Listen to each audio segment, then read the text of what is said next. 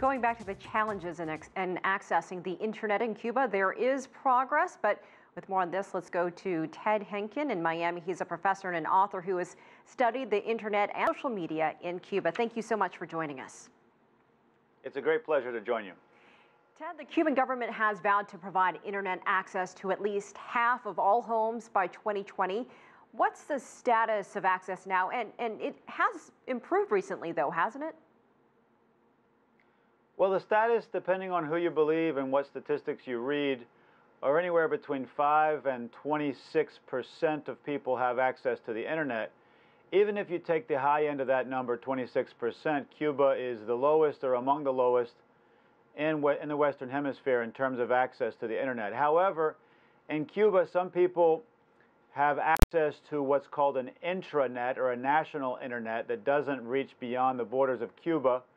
Other people, very limited, have access to the internet, as you and I know it, but at very slow speeds. What's happened recently that's very interesting is that the government has opened up 35 Wi-Fi spots all along the island of Cuba for the first time, public Wi-Fi spots. You have to pay for them at very high prices for Cuba, but they are public as long as you're connected to the NAUTA system, which is the Cuban national monopoly of telecom. So you mentioned intranet system. Do you think that the trend will continue to evolve, or do you think it'll get to the point where regular internet access as we know it will become more widespread and there will not be the need for the intranet? Well, it's fairly easy to predict the future of the internet because it can't, in Cuba, because it can't get much worse.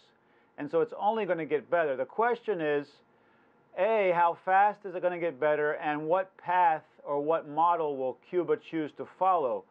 I think right now Cuba is getting offers, very seductive offers from Google, from the United States government, but it's also been doing business with China. And I think that for security concerns, China is the option, or has been the option, that the Cuban government has chosen. However, with the thawing of relations with the United States government, it's not so automatic that the Cuban government will see the internet access to the United States as a Trojan horse. So right now, it's actually interesting to watch because we don't know what direction the Cuban government will go in. Obviously, they want to keep control, but also they want to provide internet access, and there's a great growing demand in Cuba for open internet access. So U.S. Secretary of State John Kerry will be heading to Cuba to raise the American flag over the now reopened embassy in Havana with these new ties.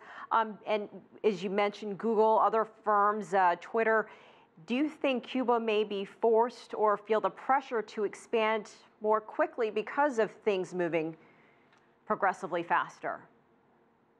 Yeah, I think there's a double pressure. The most important pressure is not from the United States, actually. It's from the Cuban people.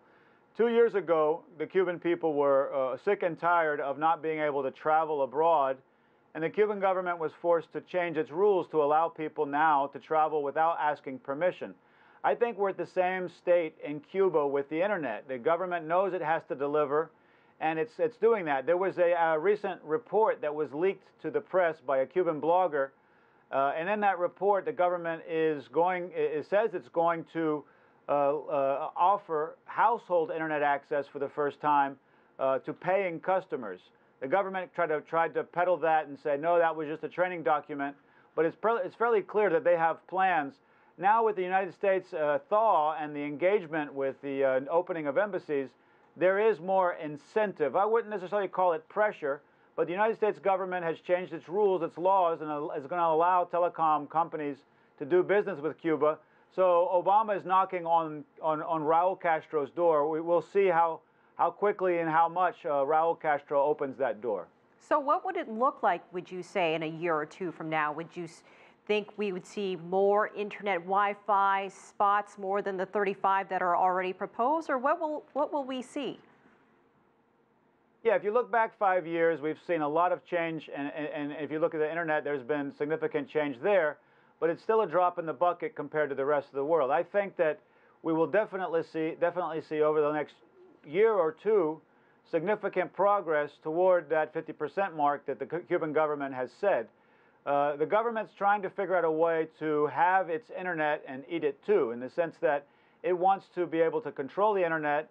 And so I think the Chinese model of open internet, widespread access to the internet, cheap internet, but also a very systematic control of what people do on the internet, or at least a surveillance of that. And if the Cuban government can be assured of that, I think it will open that up.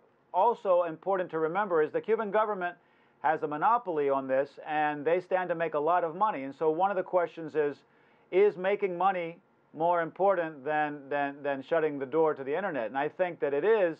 So if they can make money and have some kind of surveillance over what people do on the internet, then we will see it grow over, little by little over the next few years.